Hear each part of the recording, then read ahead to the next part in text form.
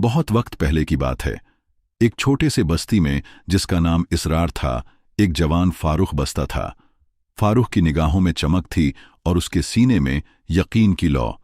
वह सदा खुदा की बंदगी में मशगूल रहता था और बस्ती के हर बुजुर्ग का अदब करता था। इसरार बस्ती हरी भरी थी, जिसकी मिट्टी जायदाद वाली थी और दरिया बहते थे। लेकिन चंद सालों से मूसलाधार कम होने लगी थी और मिट्टी सूखने लगी थी। बस्ती के लोग मुश्किल में थे, क्योंकि उनकी फसलें मुरझा रही थीं और उनके माल मवेशी प्यास से हल्लाक हो रहे थे। एक रोज जब फारूक अपने खेत में बैठा सूखे हुए बूटों को ताक रहा था, तो उसने नजर की कि एक बूढ़ा पीर जो सालों से बस्ती में रहता था, उसकी जानिब आ रहा है। लोग उसे शेख इब्राहिम कहते थे। उसकी नजरों में गहरी दानिश और चेहरे पर खुदा के नूर की झलक थी। शेख इब्राहिम फारूक के करीब बैठ गया और बोला, मेरे लाडले, तुम क्यों उदास हो? फारूक ने गीली नजरों से कहा, शेख, हमारी बस्ती बर्बाद हो रही है।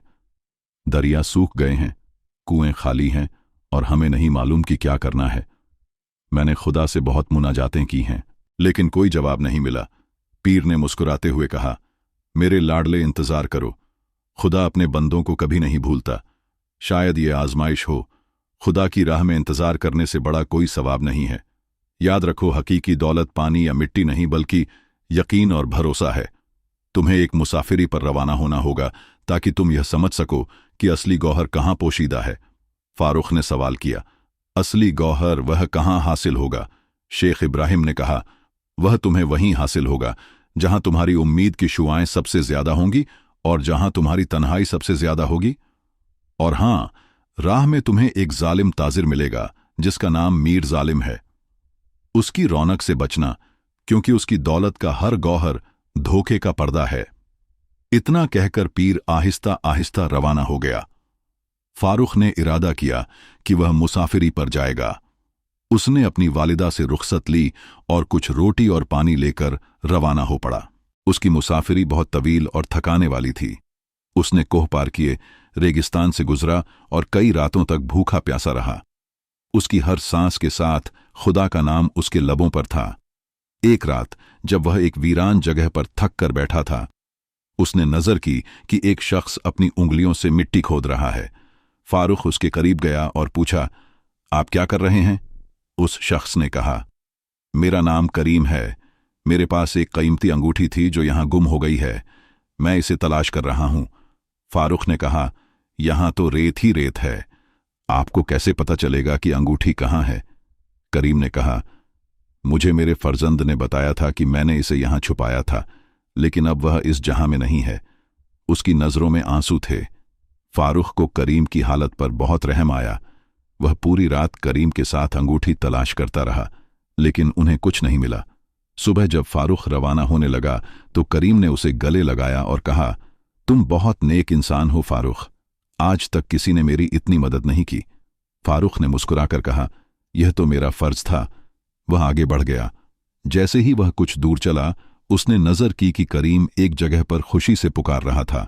फारूक वापस लौटा तो करीम ने उसे एक चमकती हुई अंगूठी दिखाई और कहा, तुम्हारे रवाना होने के बाद मुझे एक खंजर मिला, जिसे मैंने कल रात गुम किया था। लेकिन जब मैंने उसे मिट्टी से उठाया तो मुझे यह अंगूठी मिल गई। फारूक ने नजर की कि अंगूठी बहुत ही कीमती थी। करीम ने फारूक से कहा, यह अंगूठी तुम्हारे लिए है। तुम मेरी जान बचाकर गए हो, यह तुम्हारे काम आएगी। फारूक ने मुस्कुराकर कहा, नहीं करीम भाई, मैंने सिर्फ अपना फर्ज अदा किया। यह अंगूठी आपके फर्जंद की निशानी है, इसे अपने पास रखें। फारूक ने करीम को शुक्रिया कहा और अपनी मुसाफिरी पर रवाना हो पड़ा। फारूक ने यह महसूस किया कि मुहताजों की मदद करने में एक अलग ही राहत है। यह इंतजार का पहला सबक था। चंद रोज बाद फारूक एक शहर में पहुंचा, जहां चारों तरफ रौनक और दौलत थी। यह शहर उस जालिम ताजिर मीर जालिम का था। उसकी हवेली फलक को छू रही थी और उसके सामने की सड़क पर हीरे गौहर बिछे थे। फारूक ने नजर की कि लोग मीर जालिम के आगे झुकते थे और उसकी तारीफ में मशगूल रहते थे। फारूक को देखकर मीर जालिम ने उसे अपने करीब बुलाया और कहा, मेरे लाडले, तुम एक दरवेश लगते हो। मैं तुम्हें अपनी दौलत से कुछ देना चाहता हूं। तुम यहां खिदमत करो और मालदार बन जाओ। फारूक ने कहा, मुझे दौलत नहीं बल्कि मेरे खुदा का फजल चाहिए। मीर जालिम ने हंसते हुए कहा, तुम्हारे खुदा का फजल देखो, यह सारा शहर मेरा है। मैं चाहूं तो एक मूसलाधार करा सकता हूं और चाहूं तो एक बस्ती को तबाह कर सकता हूं। फारूक ने मीर जालिम की रौनक को महसूस किया, लेकिन उसे शेख इब्राहिम की बात याद थी। उसने मीर जालिम से कहा, ताजिर, आपकी दौलत आपकी हो सकती है, लेकिन आपका यकीन मेरा है। मुझे आपकी दौलत की हाजत नहीं। मीर जालिम ने गुस्से में कहा, तुम अपनी जिंदगी का सबसे बड़ा गलत फैसला कर रहे हो, और उसने फारूक को अपनी हवेली से निकाल दिया। फारूक एक बार फिर से तन्हा हो गया। वह थक कर एक दरख्त के साए में बैठ गया और खुदा से मुनाजात करने लगा, ऐ खुदा, मुझे दिखा कि असली गौहर कहाँ है। उसी वक्त उसने नजर की कि एक बूढ़ा शख्स जो बहुत कमजोर था एक प्यासे कुत्ते को पानी पिला रहा था। फारूक ने उस शख्स से पूछा, यह कुत्ता तो प्यासा है, लेकिन आप तो बहुत कमजोर हैं, आपको पानी की हाजत है? उस शख्स ने कहा, मेरे लाडले, मैं जानता हूं कि मैं कमजोर हूं, लेकिन हमारे प्यारे नबी मोहम्मद सल्लल्लाहु अलैहि वसल्लम ने हमें तालीम दी है कि हमें हर जानवर पर रहम करना चाहिए। ये कुत्ता भूखा और प्यासा है, और मुझे उम्मीद है कि खुदा मेरी इस छोटी सी नेकी को कबूल फरमाएगा। फारूक उस बूढ़े शख्स की बात सुनकर बहुत मुतासिर हुआ। उसने महसूस किया कि यही असली गौहर है। रहम, एहसान और खुदा की राह में की गई हर छोटी नेकी ही असली गौहर है। यह यकीन का दूसरा सबक था। फारूक अपनी मुसाफिरी पर आगे बढ़ता रहा। अब उसके सीने में राहत थी और उसकी नजरें उम्मीद से भरी थीं। उसने सोचा कि अगर खुदा की रहमत किसी प्यासे कुत्ते पर हो सकती है तो वह जरूर हमारी प्यासी बस्ती पर भी होगी। फारूक कई रोज तक चलता रहा, जब तक कि वह एक पहाड़ी के करीब नहीं पहुंचा। पहाड़ी के ऊपर एक मजार थी जहां पर लोग खुदा की बंदगी में मशगूल रहते थे। फारूक ने वहां जाकर बंदगी की और बस्ती की बहारी के लिए मुनाजात की। उसी रात फारूक को एक ख्वाब आया। ख्वाब में वही शेख इब्राहिम आया और बोला, असली गौहर वह नहीं है जो तुम्हें नजर आ रहा है, बल्कि वह है जो तुम नहीं देख रहे हो। तुम वापस जाओ और अपनी बस्ती के करीब एक पुराने बरगद के दरख्त के साए में खुदाई करो। फारूक फौरन जागा और अपनी बस्ती की जानिब लौट पड़ा। उसे लगा कि वह दीवाना हो गया है। बरगद के दरख्त के साए में खुदाई। वहां पर तो बहुत साल पहले एक कुआं खोदा गया था जो सूख गया था। फारूक ने बस्ती में पहुंचकर लोगों को जमा किया और कहा, हमें बरगद के दरख्त के साए में खुदाई करनी चाहिए। बस्ती के लोग उस पर हंसने लगे। फारूक, तुम दीवाने हो गए हो, वहां तो सालों से पानी नहीं है। लेकिन फारूक का दिल कह रहा था कि यही सही है। उसने तन्हा ही कुल्हाड़ी और बेलचा लेकर खुदाई शुरू कर दी। लोग उसे ताकते थे, मुस्कुराते थे और कहते थे, यह जवान दीवाना हो गया है। फारूक दिन रात खुदाई करता रहा। उसकी कमर दर्द करने लगी, उसके हाथ खून से तर हो गए, लेकिन उसने हार नहीं मानी। वह खुदा का नाम लेता रहा और खुदाई करता रहा। एक रोज जब वह लगभग हार मान चुका था, उसे मिट्टी के अंदर से कुछ सख्त महसूस हुआ। वह और तेजी से खुदाई करने लगा, और जब उसने पत्थर हटाए तो उसे एक और पत्थर मिला जो एक बड़े से कुएं पर ढका हुआ था। उसने उस पत्थर को हटाया और नजर की कि कुआं पानी से लबालब था। बस्ती के लोग यह देखकर हैरान रह गए। उन्होंने फारूक के लिए तालियां बजाईं और उसे अपने हीरो की तरह देखने लगे। फारूक ने कहा, यह सब खुदा का फजल है। यह मेरी कोशिश नहीं बल्कि खुदा पर हमारे भरोसे का फल है। बस्ती में पानी वापस आ गया था।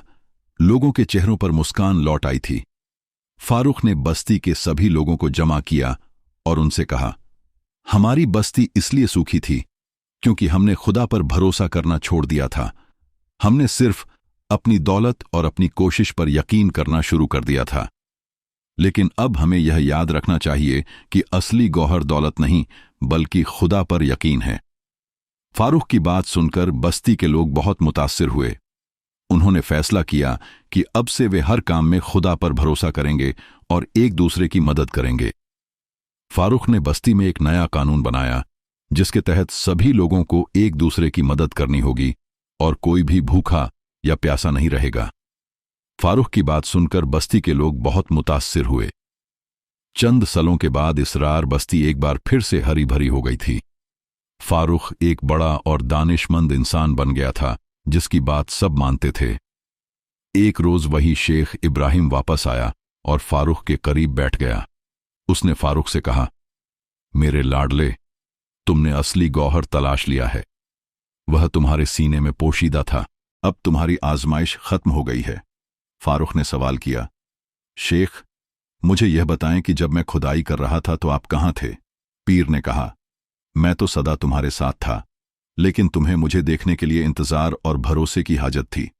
और अब जब तुम अपने मकसद में कामयाब हो गए हो तो तुम्हें याद रखना चाहिए कि हकीकी कामयाबी दौलत नहीं बल्कि खुदा की रहमत है। फारूक ने मुस्कुराते हुए पीर को नजर की ओर कहा, शेख, मैं आपका शुक्रगुजार हूं। आपने मुझे तालीम दी कि इंतजार और भरोसा ही असली गौहर है। शेख इब्राहिम ने फारूक को गले लगाया और कहा, तुम सदा खुश रहो मेरे लाडले। फिर वह रवाना हो गया और इस तरह फारूक की बस्ती इसरार सदा बाहर रही और लोग सदा फारूक को असली गौहर के तौर पर याद करते रहे। अगर आपको ये वीडियो अच्छा लगा हो तो इसे लाइक करें, आगे जरूर शेयर करें और हमारे चैनल को सब्सक्राइब करना ना भूलें।